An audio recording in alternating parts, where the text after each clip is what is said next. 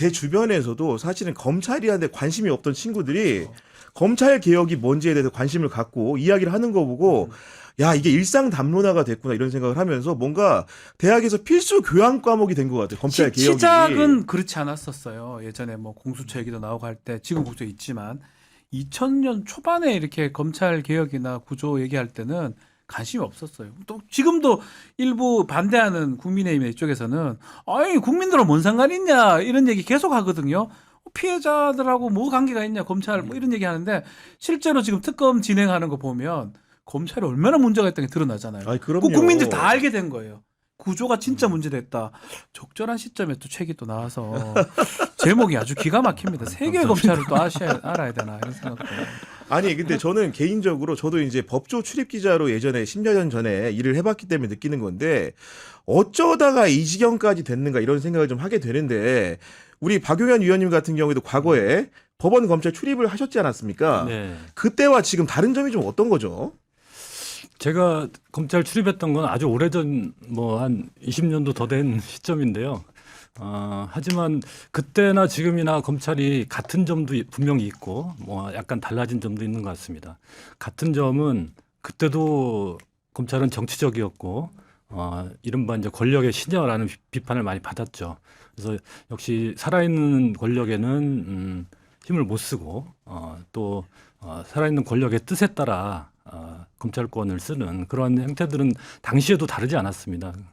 다만 그때는 검찰이 그래도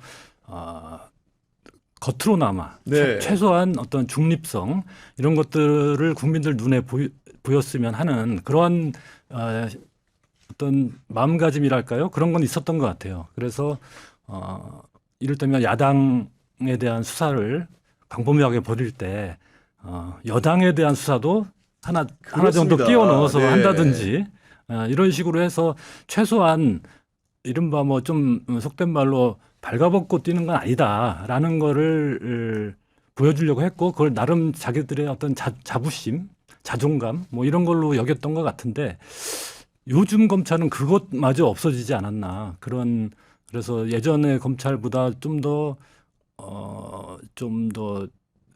극단적 네. 예, 그런 양태를 보이고 있지 않나. 아니 그런 저도 사실은 중앙지검에 이명박 정부 때 출입했을 때 보면은 중앙지검에 특수부가 3개 있었습니다. 특수 1부, 2부 있고 3부 있거든요. 1, 2부에서 열심히 야당 수사하죠. 3부 모퉁이에서는 여당합니다. 여당 수사 하나 해가지고 불구속 기소라도 하는데 합니다. 예. 지난 정부 때 윤석열 정부는 특수부가 전체가 동원이 돼가지고 한쪽만 수사합니다. 원래는 균형을 맞추는 척 예전에 누구였죠? 하여튼 이름도 까먹었는데 유명한 그 격언들도 있어요. 검찰에서 나온 거 여당도 하며 야당도 하고 찌르를 때 비틀지 말아야 뭐 등등 얘기가 있는데 네. 균형을 맞추는 척이라도 했었고 그 균형을 맞췄긴 좀 맞췄었거든요.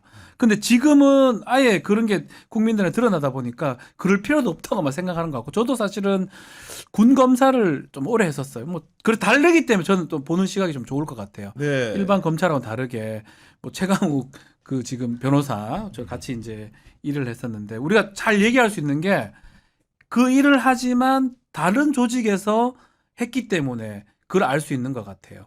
우리도 사실 그때 제가 제일 단점인 게 뭐냐면 군 검사는 뭐 조직이 크지 않기 때문에 특수 검사 좀 육군 본부에 있었거든요. 특수통이라고 봐야 돼요. 아 그렇구나. 네. 그때 저도 참 막연하게 한 20년 전이긴 하지만 돌이켜 보면 이렇게만 생각했던 것 같아요. 야, 내가 못 찾을 뿐이지 제가 계속 거짓말하는구나. 응? 아 그 자리에 앉아보면 그래요. 앉아보면, 내가 못 네. 찾을 뿐이야. 수사부터 기소까지 내가 다 할 수 있잖아요.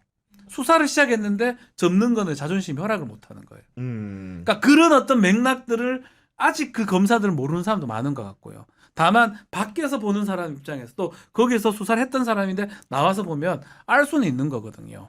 근데 점점점 변하고 있는데 검찰 내에서는 점점점 반대로 가는 느낌이 든다. 그런 생각이 많이 들어요. 네. 아마도 이제 세태를 따라가지 못했기 때문에 개혁의 그 칼자루 위에 서게 된 게 아닌가 싶은데 일단 이재명 대통령 같은 경우는 취임 100일 기자회견에서 정부가 검찰 개혁을 주도하겠다고 밝혔는데 지금까지의 변화상에 대해서는 지금 어떻게 보고 계십니까, 위원님께서는? 예, 어쨌든 그 검찰 개혁에 대한 지금까지 말씀 나눴듯이 검찰 개혁에 대한 요구는 그 어느 때보다 강하게 국민들 사이에 끓고 있는데 그 검찰 내에서는 여전히 어떤 성찰이나 자기 반성이나 이런 것들이 없는 것 같습니다. 그래서 지금 검찰 개혁의 가장 큰 전제는 검찰이 그동안 무엇을 잘못했는지 이것에 대한 명확한 그 성찰과 자기 반성이라는 토대 위에서 이루어질 수 있는 건데 뭐 검찰총장 직무대행이란 사람도 뭐 보안 수사권이 뭐 검찰의 뭐 의무다. 그렇습니다. 권한이 네. 아니라 의무다라는 말까지 하면서 계속 그 또 뭐 지금 이루어지고 있는 그 검찰 개혁 방향에 대해서 뭐 검찰이 뭐 개명당할 위기다. 이거 뭐 개명 정도로 취급한다든지 이런 아주 그 과거를 반성하지 않는 태도를 보이고 있는데 저는 그것이 지금 가장 큰 문제라는 생각이 듭니다. 제도가 이제 바뀌고 있고 어느 정도 큰 그림은 사실 그려진 상황으로 보입니다. 근데 이제 뭐 저는 가장 중요한 건 사실 매우 간단한 걸로 좀 기계를 해야 될 것 같아요. 수사하고 기소를 분리하면 되는 거예요. 그렇죠. 그게 가장 큰 그림이에요. 기본 중에 기본이죠. 제가 해봐서 알아요. 내가 입건했는데 이걸 기소를 못 한다고? 받아들일 이런 수가 바보가 없죠. 더 있나? 이런 사람의 욕망인 거예요. 그러니까 견제가 되지 않지요. 다른 증거들이 생겨요. 내가 수사했는데 반대 증거들이 생기잖아요. 그리고 그거는 기소할 때까지 감춰버린단 말이에요. 근데 우리가 뭐 공익의 대변자라고 검사 얘기를 하는데 아니지요. 내 사건 하는 대변자고 내 사건의 주체가 되는 거잖아요. 이게부터 문제거든요. 그래서 자꾸 뭐 개혁을 하는데 뭐 어떤 12조의 얘기들 또 방해할 얘기도 나오지만 저는 기본적으로 수사 기소만 분리한다면 그거를 해놓고 나서 나머지 세부적인 것들은 진행하기 나름이고 또 사람이 또 하는 거든 개혁은 사람들을 잘 바꾸면 저는 잘 성공할 수 있을 것이다 이렇게 믿고 있고 그 방향에 대해서는 저는 되게 크게 공감하는 편입니다. 그러니까요. 그렇게 해야 된다고 생각이 드는 건데 기본적으로 검사라는 신분이 결국 수사하고 기소할 수 있는 사람을 선택한다. 쉽게 얘기하면은 처벌할 인물을 고르는 듯한 지위에 있는 사람이거든요. 네. 그게 가장 위험하다고 보는데 그런 선택권의 문제를 제약하기 위해서 좀 어떤 게 필요하겠습니까? 지금 그게 말씀하신 대로 그 수사 기소 분리가 가장 뭐 기본적인 요건이 되겠죠. 그러니까 수사 기소를 같이 할 수 있다는 거는 자기가 수사를 해서 수사 내용이 미진하더라도 기소할 수도 있고. 그럼요. 네. 또 수사 내용이 내용 수사를 통해서 상당한 어떤 혐의가 증거가 나왔는데도 자기가 마음먹기에 따라서는 뺄 수도 불기소할 있고 뺄 수도 있고. 이 두 가지가 결합돼 있음으로 해서 그것이 가능하기 때문에 그렇다면 내가 잡아들이고 싶은 누군가가 있다. 그러면 일단 수사 시작해서 증거가 충분히 안 나와도 그냥 기소해버리면 되는 거지 않습니까? 그 반대도 마찬가지고요. 그렇기 때문에 말씀하신 대로 가장 기본적인 전제는 수사 기소를 분리해서 네. 그 사이에 한번 벽을 두고 한 번씩 거르고 서로 견제하는 구조를 만드는 게 가장 중요하다. 기소 독점 기소 편이라고 하잖아요. 그 두 가지 제도거든요.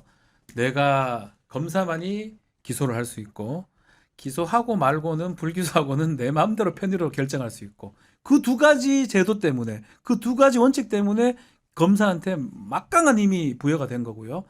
또 나쁜 거는 정치권이 그걸 이용하는 거죠. 권력자나 실권자가 야 쟤들 이용해가지고 누구를 잡기에 사람 잡기에는 최고입니다. 고발 대상도 알려줍니다. 예, 그렇죠. 사람을 네. 그냥 구교형이라면 알았어요. 구교형 어떤 사건으로 갈지 그거를 그림을 그리는 거고 이게 문제인 거예요. 사실은 정상적인 우리가 뭐 형사 교과서나 이러면 사람보다는 뭐 이게 입건하는 방법이 소문을 듣거나 뭘 보거나 그렇죠. 제보를 받거나 이래서 하다가 이 사건 중에 구교형이라는 사람 드러났구나.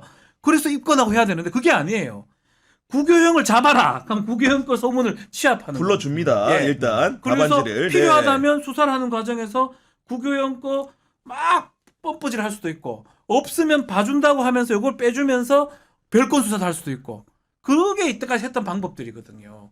그리고 나머지 사람은 봐주기도 하고 그게 사실은 문제인 거예요. 그게 다 있음으로써 있는. 그러니까 실제로 우리가 이 얘기를 예를 들어주면 사실은 많은 분들이 조금 이해를 하시던데 옛날에는 법원도 한 군데였어요. 원님이 할 때는. 아, 그렇죠. 내가 네. 입건시킨 다음에 기소한 다음에 내가 재판해요. 네 죄를 네가 알렸다. 네, 고문도 막 해버려. 그러니까, 고문도 막 네. 해버리고 네. 줄이 틀어버리고 이랬잖아요. 근데 그 중에 이제 근대 사법 같은 게 오면서 법원이 빠진 거예요. 법원 빠진 건데 사실 많은 제도에서 뭐 미국 같은 경우만 해도 수사하고 기소 미국의 검사면 모짜라고 하대요. 미국의 경찰이 더 무서워 보여. 근데 우리나라는 뭐 불과 얼마 전만 해도 영화에 뭐 내가 대한민국 검사인데 뭐 난리를 치지 않습니까? 그러니까 잘난 척 하면서 나옵니다, 네. 일단. 네. 그만큼 검사한테 많은 힘이 집중돼 있다는 거거든요. 그러니까 사람 우리가 믿는 거 아니잖아요. 제도는 견제될 수 있고 제도대로 가야 되는 거거든요. 그러니까 그런 것들을 때문에 검찰 개혁방은 저는 맞다고 보고 사람을 타겟으로 할 수 있다는 게 가장 위험한 겁니다. 그러니까 그 사람을 타겟으로 한 결과물이 바로 근자에 있습니다. 윤석열 정부에서 내내 털었던 사람이 그렇죠. 누굽니까? 바로 이재명 대통령 아니겠습니까, 그렇죠. 위원님? 네. 어떤 수사를 어떻게 했죠? 뭐 이루 헤아릴 수 없는 정도의 수사들이 진행이 됐죠. 뭐 경찰에서 무혐의 처리한 것도 뭐 다시 살려서. 성남 FC 사건이라든지 이런 경우는 경찰에서 무혐의했던 것을 검찰이 이른바 보완 수사를 한다면서 그것을 다시 사사치 뒤지고 거기에 이상한 법리를 또 추가해서 기소하는 지금 이루어지고 있는 보안 수사권 논쟁과 관련해서도 가장 적절한 사례 중에 하나인데요. 그런 것이라든지 또 뭐 그 측근들 가리지 그렇죠. 않고 네. 모두 했고 최근에 지금 논란이 되고 있는 그 이화영 경기부지사의 그 대북 송금 관련 사건 거기에서 뭐 그 피의자에게 뭐 연어 덮밥을 시켜주고 술도 제공하면서 네. 회유 협박을 했다. 이런 것들도 지금 본격적인 뭐 감찰이 진행되고 있지 않습니까? 그런 것들을 볼 때는 그야말로 하나의 목표를 딱 정해놓고 무조건 이것은 기소하고 유죄를 받아내야 한다. 이런 목적을 가지고 진행된 수사였다. 사실은 말씀하신 대로 그게 반대해야 되거든요. 내가 수사해보니 유죄 증거가 너무 많아. 그러면 기소해서 유죄를 받게 해야지. 이렇게 진행되는 게 정상적인 절차인데 이 사람은 유죄야라고 정해놓고 나쁜 놈이니까 네. 우리가 파헤쳐줄게. 네, 거기에 대한 네. 증거들을 뭐 인디언 기우제식으로 문어발식으로 수집을 하고 그래도 안 나온다. 그러면 조작까지 하는 이른바 예전에 이제 서울시 공무원 간첩 사건 예우성 씨 사건 같은 경우에도 결국 혐의가 안 나오니까 국정원에서 증거를 만들었어요. 맞습니다. 네. 증거를 조작해서 만들고 검사도 제출하고 검사도 그걸 그대로 증거로 네, 활용하고 그러니까, 네. 이시원이 네. 아닌가요 그때? 검사. 아니, 그런 상황인데 이재명 대통령 수사 열거와 다시 한번 해보겠습니다. 대장동, 백현동, 성남 FC, 쌍방울 대북 송금, 위중교사, 법인카드까지. 매우 재밌죠. 그 모든 사건이 문제가 돼가지고 수사를 하다가 나와야 되는 게 정상적이에요. 그냥 이재명이어야 되는 거예요. 처음부터 시작 자체가 다 그런 거예요. 대북 송금 사건도 사실은 다른 유형의 사건이었거든요. 쌍방울로 지금 아니면 이화영 등등의 그런 사건들을 대북 송금으로 바꾼 겁니다. 갑자기 프레임이 바뀌어. 이재명 네. 잡으려고. 이게 이제 법리라는 것들을 작동하는 거죠. 사실은 성남 FC 사건 얘기를 했지만 아주 가짜는 사건이에요. 그게 법원에 지금 재판하고 있는데 얼마나 웃기냐면 그래 따지면 모든 지자체장 다 지금 잡아놔야 돼요. 홍준표 벌써 들어갔어요. 같은 자 때면 똑같아요.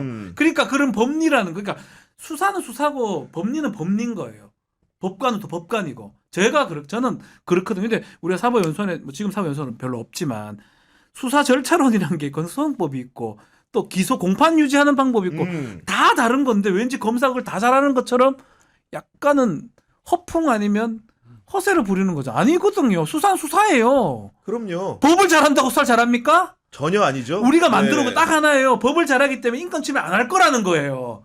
유일하게 그걸로 만들어 놓은 건데 망상적으로 지들이 작동시키는 거예요. 법이라는 걸 잣대를 지금 갖고 와서 성남 FC 야 요것도 범죄인데 수사하자 이래 된 거잖아요. 얼마나 웃깁니까 이게. 그러니까요. 게다가 증거 제출도 제 마음대로인데 이 책에도 잘 나와 있는데 이재명 대통령의 위증교사 재판에서 검찰이 핵심 증거라고 녹취록을 내놨는데 그 녹취록을 전체 틀면 되잖아요.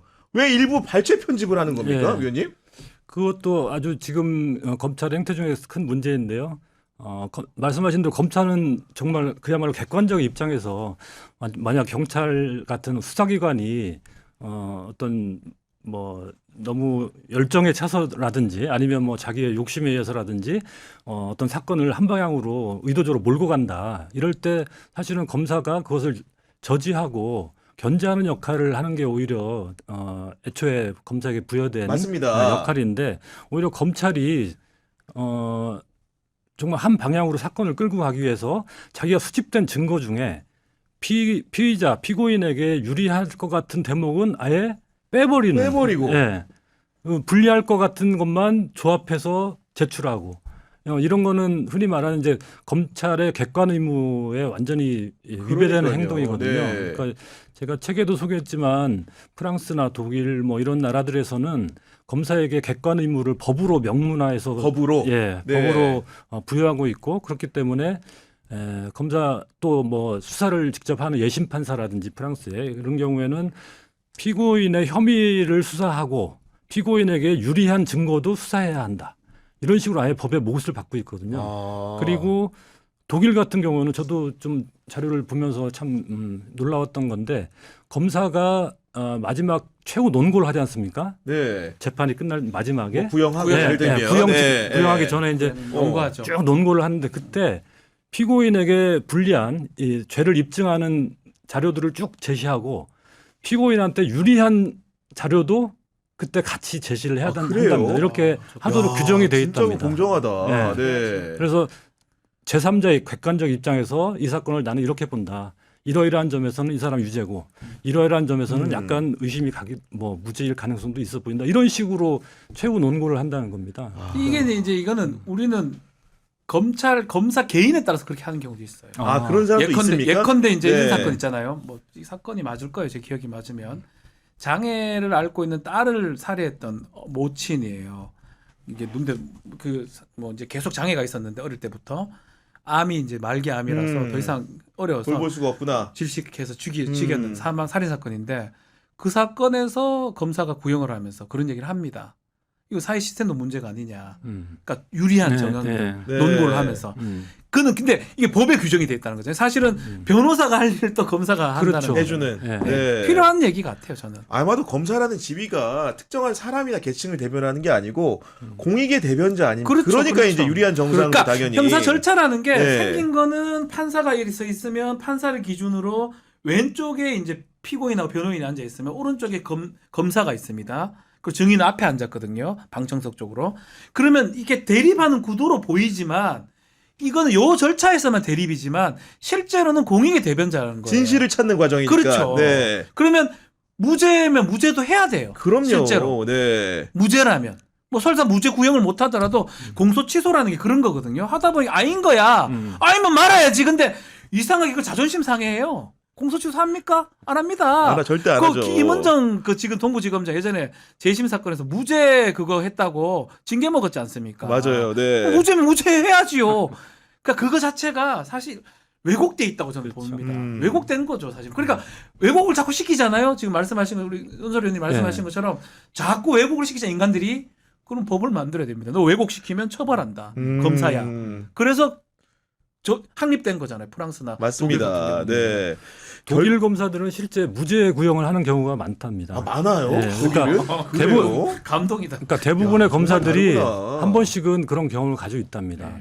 야, 우리 같으면 상상조차 못할 일로 여겨지는. 왜냐면 무능한 검사로 그렇죠, 이제 무능하게 오히려 보이니까. 수사한 사람이 무능하게 네. 되니까 그런 문제가 있을 것 같은데 저희가 수사 대상의 선택의 문제를 얘기하고 있는데 그런 얘기를 왜 드리냐면은 결국 김건희로 대표된 윤석열을 위시한 사람들에 대해서는 권력과의 거리나 사람의 경중에 따라서 수사 행태가 완벽히 달랐던 거 아닙니까, 위원님? 지금 보면은. 네.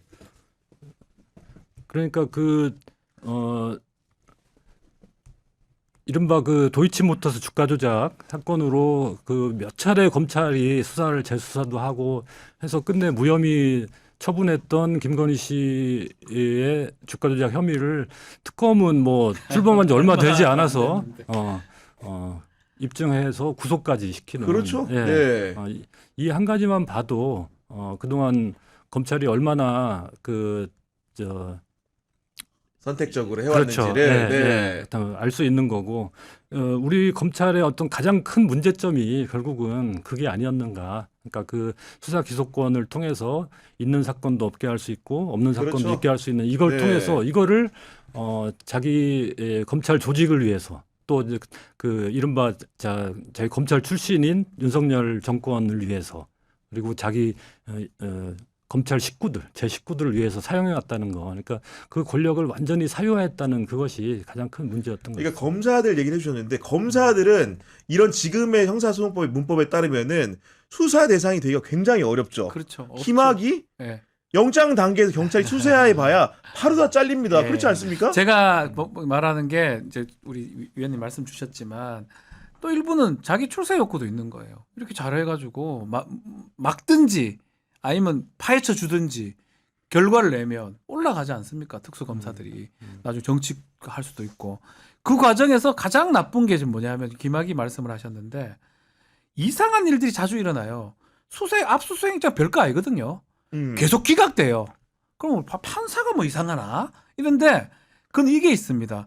계속 얘기하지만 증거가 1, 2, 3가 있잖아요. 네. 센 거가 1이고 강도라면 은근히 3을 내요. 1, 2를 안 내버리고. 바보짓을 하는 거예요. 이건 뭐 이건 제가 어떤 사건을 얘기 안 드리니까 네. 뭐 명예훼손 시키려고 하는 게 아니고 재판 가서도 마찬가지입니다.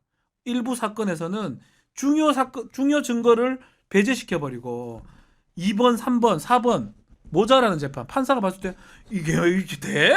그럼 무죄 주죠 당연히. 당연하겠죠. 이게 다 가능하다는 거예요. 문제는. 이게 문제인 거예요, 사실은. 그래서 자기 식구들은 다 살려주는 거잖아요. 김학의가 그렇게 누가 봐도 김학의인데 IRF이게 뭐 영장이 나옵니까? 뭐가 나옵니까? 아무것도 안 되잖아요. 영장이 안 나오게 한 게 법원도 저는 일부 문제가 있지만 법원 입장에서는 이게 불고불리라고 나오는 만큼만 심판할 수 있고 판단할 수 있거든요. 그렇습니다. 올린 만큼. 법원이 수사하는 게 아니니까요. 내가 살인사건 목적을 했어. 예컨대 죄송해요. 누구가 살인자 네. 내가 봤어 판사야. 재판 가버리고 제가 왔어. 근데 검사는 절도로만 기소를 해요. 그럼 눈을 계속 뜨면서 살인 할 수가 없다고요. 판사는 할 수가 없어요. 그럼 절도죄만 판단하는 거예요. 그러니까요. 이 구조를 계속 나쁘게 이용이 되는 거잖아요.